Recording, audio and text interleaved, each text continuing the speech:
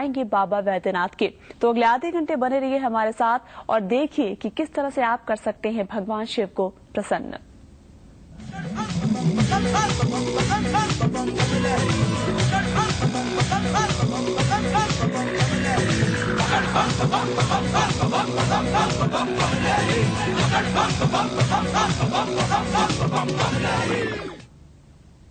तो किसी भी पूजा में समय, दिन, तिथि का बेहद महत्व होता है। तो सबसे पहले आज का पंचांग हम पूछेंगे। वैभव जी, आज का पंचांग जरूर बताइए। जी बिल्कुल। आज आखिरी सोमवार की बात कर रहे हैं तो बहुत आवश्यक हो जाता है ये जानना कि आज का पंचांग क्या कहता है। तो आइए सबसे पहले चर्चा करते हैं आज के पंचांग की।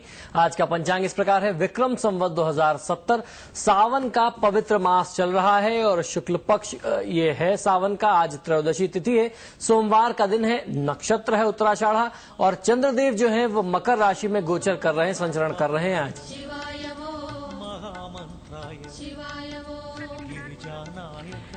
और साथ ही विधि विधान क्या है आज के इस खास दिन पर? जी बिल्कुल।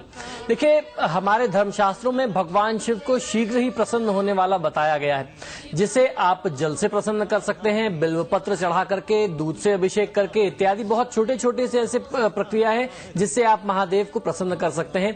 श्रावण मास में एक बिल्व पत्र जो चढ़ाता है उसे 3 जन्मों के पाप नाश करने के समान फल मिलता है, ऐसा हमारे शास्त्रों का मत है।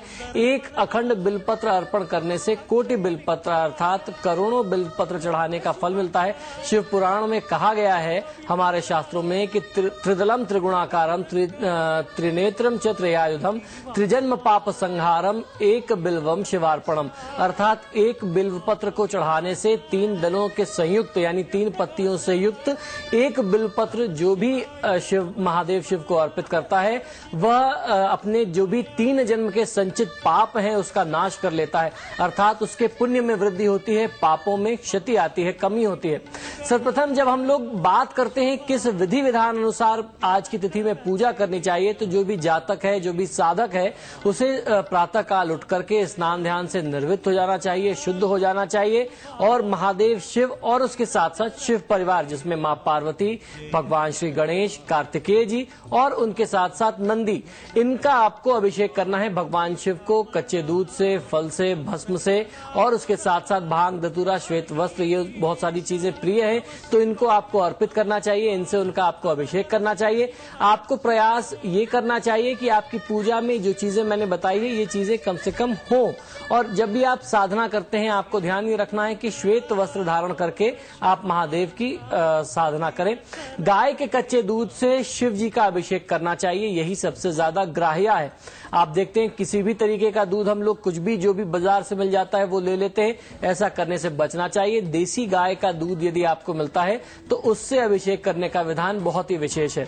पूजा करते समय आपको पंचाक्षरी मंत्र ओम नमः शिवाय का जाप करना चाहिए। इसका जाप आप करते रहें, निरंतर स्मरण करते रहें। पूजा के बाद आपको भोग अवश्य लगाना है, भोग के बाद आपको आरती अवश्य कर लेनी चाहिए।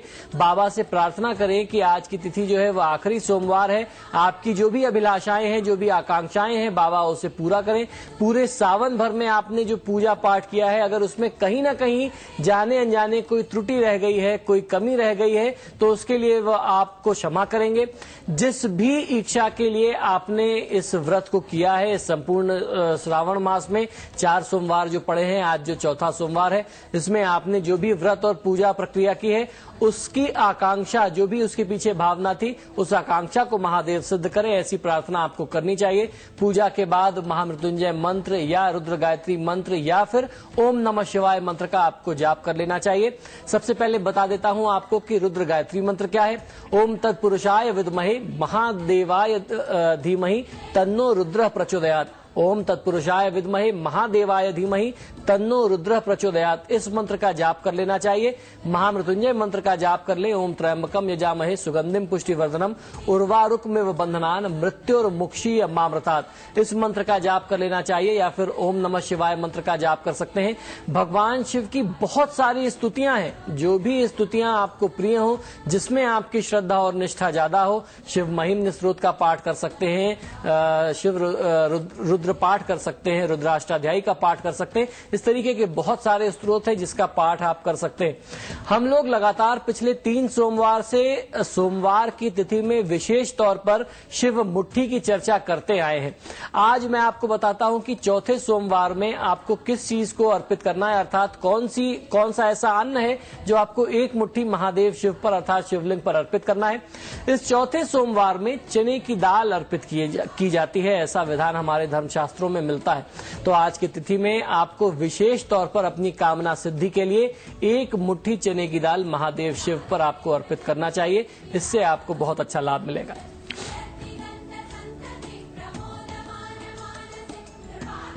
तो निश्चित रूप से जिस तरीके की विधि विधान और जो भी तरीके बताए हैं वैभवनाथ शर्मा जी ने, उसको अगर आप अमल करते हैं तो निश्चित रूप से भगवान शिव को जो भक्त है वो प्रसन्न कर पाएंगे। श्वेत वस्त्र धारण करिए, उन्हें जल चढ़ाइए, दूध जरूर चढ़ाइए, लेकिन ध्यान रहिए मिलावटी नहीं होना चाहिए। अगर संभव हो तो वहां पर आप शुद्ध गाय का शुद्ध कच्चा दूध ही अर्पित करें। सोमवार व्रत की विधि जो है वो सभी व्रतों में समान होती है, जैसा कि अभी बता भी रहे थे। तो बताइए आप वैभव जी इसके बारे में। जी बिल्कुल, देखिए सोमवार व्रत की यदि बात करते हैं तो सोमवार व्रत की जो विधि है वो हर व्रत में समान होती है। जिस तरीके से कोई भी जातक पिछले 3 सोमवारों में व्रत करता आया है, महादेव की पूजा करता आया है, तो ठीक उसी प्रकार से आपको उसी विधि विधान अनुसार व्रत भी रखना है, उसी विधि विधान के अनुसार आपको पूजा करनी है।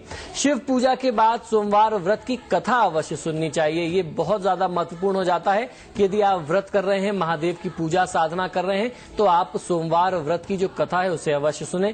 व्रत करने वाले व्यक्ति को, उस जातक को दिन में एक समय ही भोजन करना चाहिए, एक समय अन्न का आपको ग्रहण करना चाहिए भोग। रात्रि में जागरण करना चाहिए और शिव भजन करना चाहिए। शिव भजन का जितना ज्यादा से ज्यादा आप भजन स्वयं करें या श्रवण करें तो आपको बहुत अच्छा लाभ मिलता है। और आपको कुछ भी बहुत ज्यादा अलग, बहुत ज्यादा विशेष करने की आवश्यकता नहीं है। हम लोगों ने कल भी चर्चा की कि किसी भी व्यक्ति को शुद्ध भाव से, शुद्ध चित्त से महादेव की आराधना करनी चाहिए। जो भी आपका सामर्थ्य है, जो भी आपकी क्षमता है, उस क्षमता के अनुसार आप महादेव की आराधना करें। जो भी चीजें आप भोग के लिए एकत्रित कर सकते हैं, अपनी क्षमता अनुसार आपको वो एकत्रित करना चाहिए। किसी भी प्रकार की ग्लानि का भाव मन में नहीं रखना चाहिए कि हम ये नहीं कर पाए, हम ये करना चाहते थे। आपसे जो बन पड़ता है, जो चीजें आपको आसानी से मिल जाए, आप वो अर्पित करें और महादेव का ध्यान करें। जी बिल्कुल बाबू जी, आपने जो बताया उस पर तो अमल करेंगे ही। भक्तगण है, साथ ही अब सीधे देवघर का रुख करते हैं जहां पर हमारे साथी दीप मौजूद हैं। उनसे जानते हैं कि आज सावन के आखिरी सोमवारी पर वहां पर किस तरीके का भक्तों में उत्साह और उमंग देखने को मिल रही है। दीप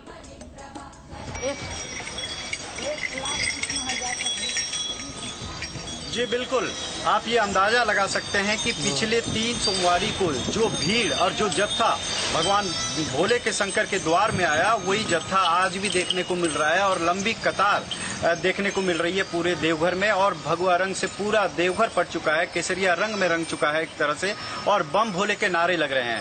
और आपको बता दें कि आखिरी सोमवारी है, सावन की आखिरी सोमवारी है और बंगला सावन जो है वो खत्म हो चुका है। तो ऐसे में अनुमान लगाया जा रहा है कि आज की जो भीड़ है वो थोड़ी सी कम रहेगी। हालांकि जो कांवरिया आने का जो रेशियो है वो भी कम हो गया है, लेकिन एक अनुमान लगाया जा रहा है तकरीबन 1 लाख भक्त जो है आज जलार्पण कर सकेंगे। और जिला प्रशासन ने इसके लिए पूरी तैयारियां भी कर रखी है। उनके तैयारियों में कहीं से कोई कोताही देखने को नहीं मिल रही है और इस बार सुविधाएं भी बढ़ा दी गई है। तो ऐसे में कहा जा सकता है कि भीड़ जरूर कम है, लेकिन सुविधाएं जो है और सुरक्षा के दृष्टिकोण से कहीं कोई कमी नहीं नजर आ रही है इस सोमवारी में। और चारों तरफ से बम भोले का नारा जो है वो गूंज रहा है और पूरे भक्ति वातावरण में जलार्पण सुनिश्चित किया जा रहा है। जी तो आपका तमाम जानकारी के लिए भीड़ कम जरूर है, लेकिन व्यवस्थाएं बहुत बेहतर हैं और जो लोग वहां पर पहुंचे हैं वो बेहद ही अच्छे तरीके से, सुविधाजनक तरीके से भगवान भोलेनाथ को अपना जल अर्पित कर पा रहे हैं। और आज आखिरी सोमवार है, सावन में शिव पूजा के साथ कथा सुनने का भी खास महत्व है। तो आप ये कथा जो है हम अपने पंडित जी से कहेंगे कि वो जरूर हमारे भक्तों को संक्षेप में सुनाएं। जी बिल्कुल, देखिए जिस तरीके से मैंने बताया कि जब सोमवार का व्रत करते हैं तो कथा अवश्य सुननी चाहिए, तो आज मैं संक्षिप्त रूप में आपको कथा सुनाता हूं।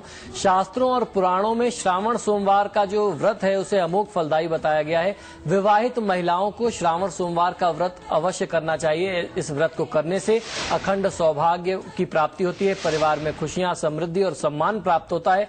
जबकि सदगृहस्थ व्यक्ति को, नौकरी पेशा व्यक्ति को, व्यापारिक पुरुषों को इस व्रत को करने से कार्य व्यवसाय में उन्नति मिलती है, रोजगार तथा काम मिलने से मान प्रतिष्ठा की प्राप्ति होती है।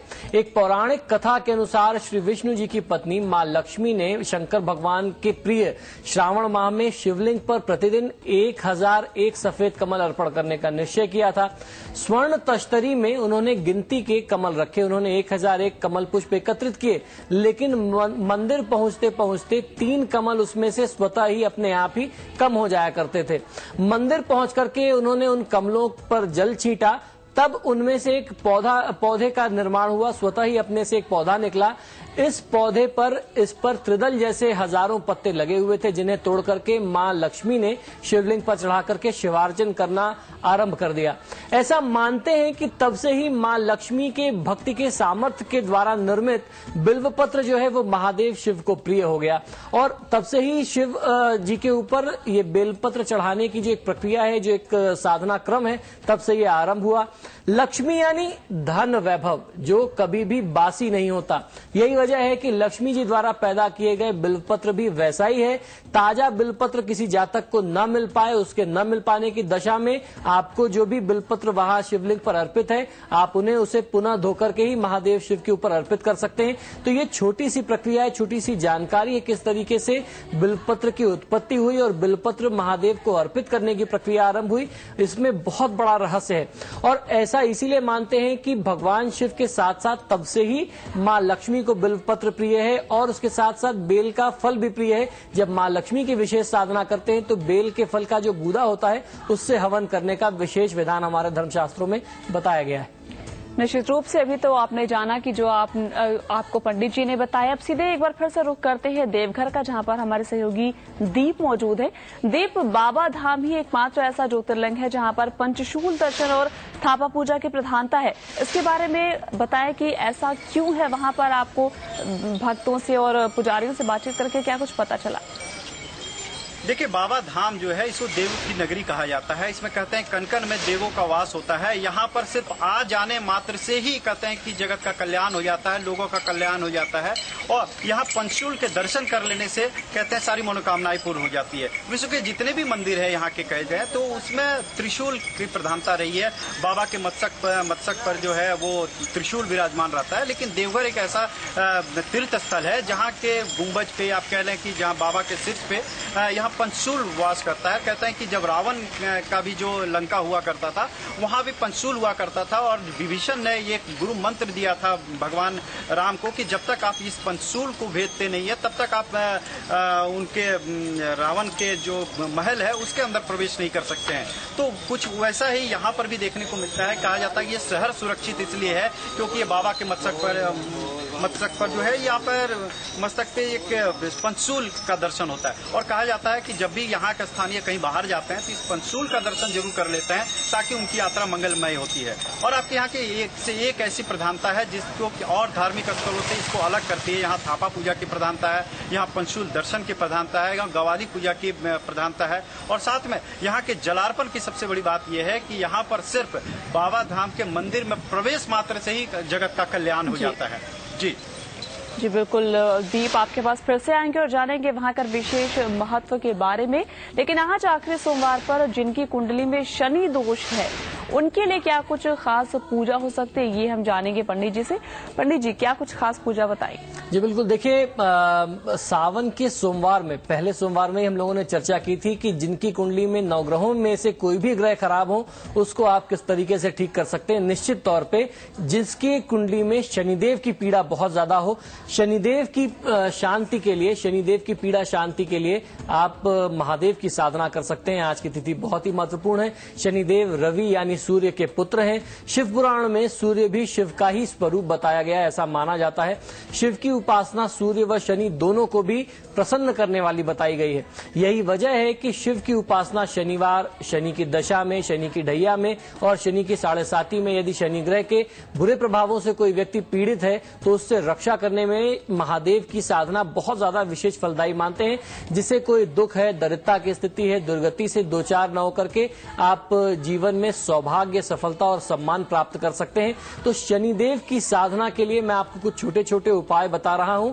आज की तिथि में यदि आप शनि के प्रभावों से पीड़ित हैं तो आज की तिथि में आपको इस उपाय को करके उसका लाभ लेना चाहिए।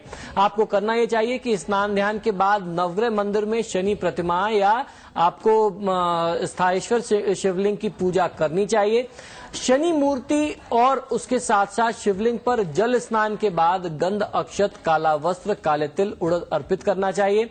शनि मंत्रों का स्मरण करते हुए, उच्चारण करते हुए सरसों का तेल आपको शनिदेव के ऊपर चढ़ाना है। 108 बार आपको शनिदेव के मंत्रों का जाप करना है। ओम नीलांजनाय नमः मंत्र का 108 बार आपको जाप कर लेना चाहिए। ये बहुत ही चमत्कारी मंत्र है। ओम नील छायात्राय नमः मंत्र का 108 बार जाप कर लेना भी बहुत अच्छा लाभ देता है। शनिदेव का जिसे बीज मंत्र कहते हैं, ओम प्राम प्रीम प्रोम सह शनिश्चराय नमः मंत्र का जाप करेंगे तो भी आपको बहुत अच्छा लाभ मिल सकता है। ओम शनिश्चराय नमः या फिर ओम शनिश्चराय नमः मंत्र का जाप करें तो भी आप बहुत अच्छा लाभ ले सकते हैं। पूजा करने के बाद हाथ में फूल और अक्षत लेकर के शिव मंत्र का आप जाप करें, महादेव शिव का आप ध्यान करें तो भी आपको बहुत अच्छा लाभ मिल सकता है। शिव मंत्र में आप कोई भी मंत्र जो आपको बहुत ज्यादा आसानी से आप उच्चारण कर सकते हैं उसका आपको ध्यान कर लेना चाहिए। आप ओम नमः शिवाय मंत्र का जाप कर सकते हैं या फिर महामृत्युंजय मंत्र का जाप कर सकते हैं। इससे आपको बहुत अच्छा लाभ मिलेगा।